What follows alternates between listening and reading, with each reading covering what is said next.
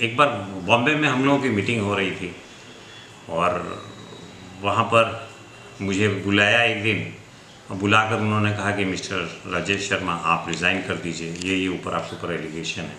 जब एलिगेशंस को मैंने देखा तो मैं भक रह गया। ऐसे भी कोई एलिगेशंस होते हैं, जबकि मैं बहुत ही सच्चे मन के साथ बहुत अच्छे से उस ऑर्गेनाइजेशन में काम कर रहा था।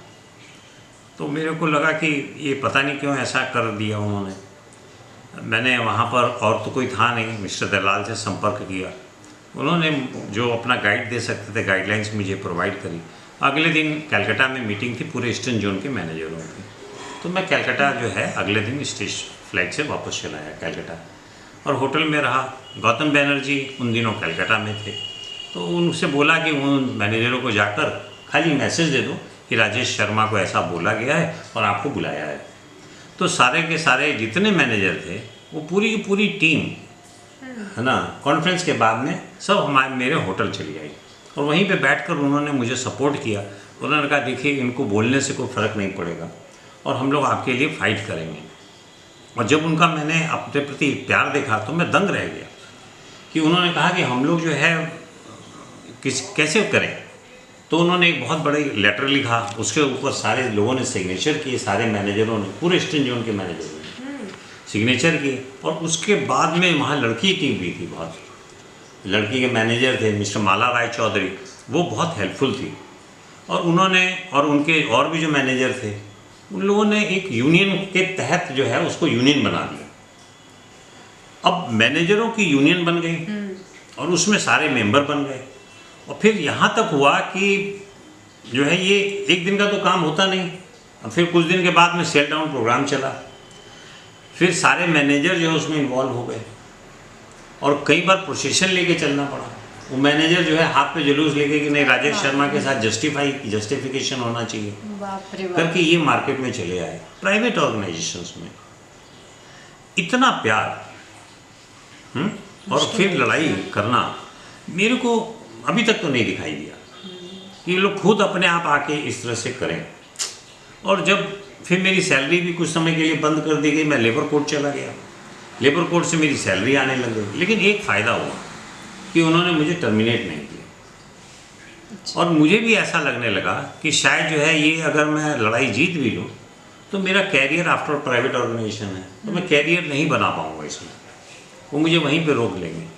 तो फिर और मैं कैरियर के बारे में सोचते ही था, तभी मेरे दिमाग में आया कि मेरे को जो है अब चलना आ गया था।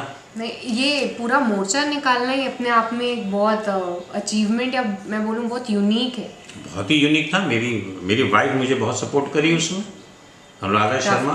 मेरा बच्चा भी हो चुका था, लड़का भी था और पटना जैसी जगह में हम रहते थे, किराए के मकान पे रहना होता था, तनख्वाह आती नहीं थी। लेबर कोर्ट से हमें उसको तनख्वाह लाने की कोशिश करनी थी, चूँकि नीचे से सारे मैनेजर मुझे सपोर्ट कर रहे थे, है ना। तो मैं उसको इग्नोर करके ऐसे जा भी नहीं सकता था। तो फिर मैंने फाइनली ये सोचा कि मैं प्राइवेट ऑर्गेनाइजेशन में अब काम नहीं करूँगा और मैं अपना ही बिजनेस स्टार्ट करूँगा। तो मैंने मैन्युफैक्चरिंग लाइसेंस के लिए लखनऊ में अप्लाई किया।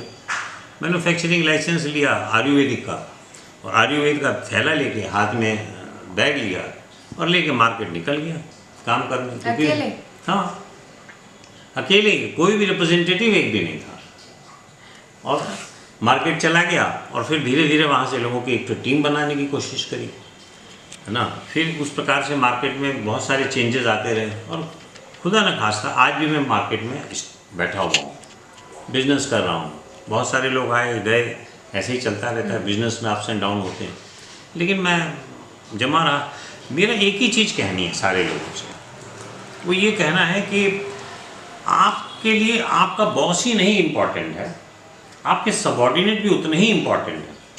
अगर आप सबॉर्डिनेट के साथ में जुड़े रहेंगे तो आपको हमेशा वो सपोर्ट करेंगे और आपकी सक्सेस वही निर्धारित करते हैं।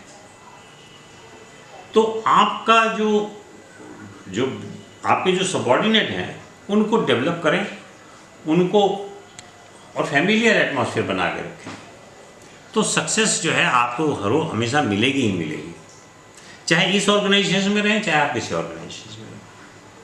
तो मुझे एक चीज़ का ये बहुत बड़ा फ़ायदा हुआ, अब मैं बिजनेस में आ चुका था और इसमें मुझे बढ़िया गुरु भी मिले, दोस्त भी मिले, एक बड़ा अजीब तरह का एक्सपीरियंस भी हुआ मुझे।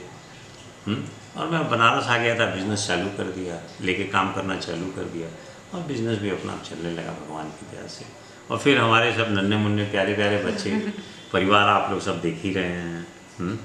ये सब बड़ा होता चला गया, और जिस तरह का मैं, उस तरह की चीज़ें मैं अपने बच्चों में भी देखता रहा, तो मुझे हमेशा बहुत अच्छा लगता है। हमें भी एपिसोड बहुत ही अच्छा लगा, उम्मीद है कि आप लोग को भी अच्छा लगा होगा। फिर मिलेंगे किसी और एक अच्छी कहानी के साथ। Till then bye bye.